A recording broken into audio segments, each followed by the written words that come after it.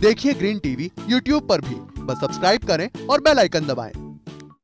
नमस्कार, आप देख रहे हैं किसान बुलेटिन। मैं हूं आपके साथ प्राची तिवारी। आइए नजर डालते हैं खेती किसानी और ग्रामीण भारत से जुड़ी आज की जरूरी हेडलाइंस पर। भूपेश बघेल ने अधिकारियों को लगाई फटकार, योजनाओं का लिया फीडबैक। सिंघाड़े की खेती से होगा मुनाफा, फल वैज्ञानिक ने दी जानकारी। राजस्थान में 1 नवंबर से एमएसपी पर शुरू होगी खरीद, सहकारिता मंत्रालय ने दी जानकारी। सरकार योजनाएं तो बनाती है, लेकिन उन योजनाओं को धरातल पर उतारने का काम अधिकारियों का होता है। छत्तीसगढ़ के मुख्यमंत्री भूपेश बघेल ने गुरुवार को पामगढ़ विधानसभा के ग्राम केरा में गांव वालों से बातचीत की और सरकार की कल्याणकारी योजनाओं के बारे में उनसे फीडबैक भी लिया। और शिकायत मिलने के बाद मुख्यमंत्री ने सहकारी बैंक के अधिकारी को तलब किया और उन्हें फटकार भी लगाई। बता दें कि किसानों का आरोप था कि अधिकारियों द्वारा ठीक से व्यवहार नहीं किया जाता, जिसके लिए अधिकारियों को सख्त आदेश मिले हैं। बैंक अधिकारी को मंच पर बुलाकर कहा कि आप किसान को बुलाकर चाय जरूर पिलाएं। इसके अलावा सीएम भूपेश बघेल ने जब रूरल इंडस्ट्रियल पार्क के विषय में जानकारी दी, उन्होंने बताया कि इस योजना से ग्रामीण युवाओं को रोजगार के अवसर मिलने और महिलाओं को मशरूम, मछली पालन, मुर्गी, बकरी पालन से आगे बढ़ने की जानकारी दी। सरपंच ने मुख्यमंत्री को बताया कि गौठान में 10 डिसमिल जमीन पर गेंदे की खेती होने से सप्ताह में 1000 रुपए से अधिक का लाभ भी मिल जाता है। सिंघाड़ा, जिसे अंग्रेजी में वाटर चेस्ट नट यानी कि ट्रेपानटान कहते हैं, ये भारत में उगाई जाने वाली सबसे महत्वपूर्ण जलीय फल फसलों में से एक है और इसकी खेती किसानों के लिए कितनी लाभप्रद है, इसकी जानकारी फल वैज्ञानिकों ने किसानों को दी है। देश के वरिष्ठ फल वैज्ञानिक डॉक्टर एसके सिंह ने किसानों को इसकी व्यावसायिक खेती के बारे में विस्तार से चर्चा की और कहा कि सिंघाड़े की खेती से किसानों की आर्थिक स्थिति अच्छी बन सकती है। इस दौरान डॉक्टर एसके सिंह ने सिंघाड़े की किस्म, इसकी खेती के लिए प्रयुक्त मिट्टी और रोपाई की विविध के बारे में बताया। जानकारी साझा करते हुए बताया गया कि ये तालाबों और जहां 2-3 फीट पानी लगा हो वहां आसानी से उग सकते हैं।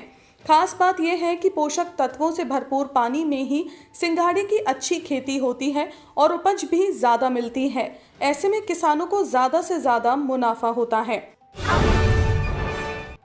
राजस्थान के किसानों के लिए खुशखबरी है। सहकारिता मंत्रालय ने ऐलान किया है कि वो न्यूनतम समर्थन मूल्य यानी कि मिनिमम सपोर्ट प्राइस एमएसपी पर मूंग, उड़द, सोयाबीन और मूंगफली की खरीद करेगी। जहां 1 नवंबर से मूंग, उड़द और सोयाबीन की खरीद होगी, तो वहीं 18 नवंबर से एमएसपी पर मूंगफली की खरीदारी भी की जाएगी। लेकिन खास बात यह है कि इसके लिए किसानों को पहले पंजीकरण करना होगा। अगर किसान चाहे तो घर बैठे ही ऑनलाइन पंजीकरण कर सकते हैं या फिर वे ई मित्र एवं खरीद केंद्रों पर जाकर ऑनलाइन पंजीकरण करा सकते हैं। सहकारिता मंत्री उदयलाल आंजना ने कहा कि प्रदेश में 319 केंद्रों पर मूंग, उड़द व सोयाबीन की खरीदारी की जाएगी। सहकारिता मंत्री आंजना ने जानकारी देते हुए बताया कि किसानों को जन आधार कार्ड नंबर, खसरा गिरदावरी की प्रति और बैंक पासबुक की प्रति पंजीयन फॉर्म के साथ अपलोड करनी होगी। जिस किसान की ओर से बिना गिरदावरी के अपना पंजीयन करवाया जाएगा, उसका पंजीयन समर्थन मूल्य पर खरीद के लिए मान्य नहीं होगा।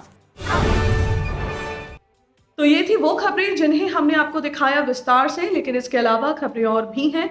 तो आइए नजर डालते हैं बाकी की खबरों पर भी। बिहार में रबी रथ महाअभियान की शुरुआत हो चुकी है। इस अभियान के तहत किसानों को रबी मौसम से संबंधित सभी सरकारी योजनाओं के बारे में जानकारी दी जाएगी। साथ ही फसल अवशेष प्रबंधन के प्रति जागरूक भी किया जाएगा। इस दौरान सीएम नीतीश ने रबी महाअभियान प्रचार रथों को हरी झंडी दिखाकर प्रदेश के हर जिले के लिए रवाना किया। ये रथे जिले के गांव में घूम घूम कर किसानों को जागरूक करेंगे, साथ ही सरकार की योजनाओं के बारे में किसानों को भी बताएंगे। यूपी में इन दिनों आवारा पशुओं की संख्या में काफी वृद्धि हो गई है। ऐसे में इन पशुओं का आतंक इस कदर बढ़ गया है कि किसान रात दिन अपने खेतों की रखवाली कर रहे हैं। अमेठी के एक किसान ने सोशल मीडिया के जरिए अपना दर्द बयां किया है। अब किसान का वीडियो तेजी से वायरल हो रहा है। अमेठी जिला पशु चिकित्सा अधिकारी जेपी सिंह ने बताया कि जनपद से कुल 94 गौशालाएं चल रही हैं और 35 गौशालाओं का काम प्रगति पर है। इन गौशालाओं के बनाने के बाद आवारा पशुओं पर लगाम लग जाएगा। पराली जलाने को लेकर अधिकारियों की जवाबदेही जरूरी है। फसल अवशेष प्रबंधन के मुद्दों पर राज्यों के साथ केंद्र की मंत्री स्तरीय अंतर मंत्रालय बैठक का आयोजन किया गया। बैठक में पराली जलाने से रोकने को लेकर तीनों मंत्रियों ने अत्यधिक गंभीरता पूर्वक राज्यों के साथ विचार विमर्श किया। इस दौरान नरेंद्र सिंह तोमर ने कहा कि इस संबंध में प्रभावित जिलों में संबंधित राज्य सरकार द्वारा कलेक्टरों की जवाबदेही तय करने की जरूरत है। कृषि विज्ञान केंद्र की ओर से शुरू किए गए स्वच्छता अभियान का समापन 31 अक्टूबर को होगा। अभियान के तहत प्रतिदिन अलग अलग गांव, स्कूलों पर विभिन्न गतिविधियों का आयोजन कर स्वच्छता के प्रति जागरूक किया जाएगा। कृषि विज्ञान केंद्र के प्रभारी ले कर्नल डॉक्टर सुपूर्ण सिंह शेखावत ने किसानों से अपने आसपास के इलाके को स्वच्छ रखने की अपील की। डॉक्टर राम प्रताप ने ग्रामीणों को खुले में शौच जाने की आदत को त्यागने को कहा और महिलाओं से आह्वान किया कि वो अपने बच्चों को स्वच्छ वातावरण दे ताकि वो रोग मुक्त रह सके। देशवासियों के लिए एक खुशखबरी है। धान, गेहूं के बाद अब देश में सभी तरह की दालों का भी बफर स्टॉक हो गया है। उपभोक्ता मामले के सचिव रोहित कुमार के मुताबिक देश में 43 लाख टन सभी तरह की दालों का बफर स्टॉक है। फिलहाल दालों का ये स्टॉक पूरे देश के लिए पर्याप्त है।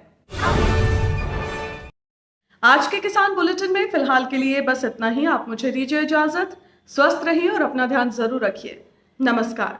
देखिए ग्रीन टीवी यूट्यूब पर भी, बस सब्सक्राइब करें और बेल आइकन दबाएं।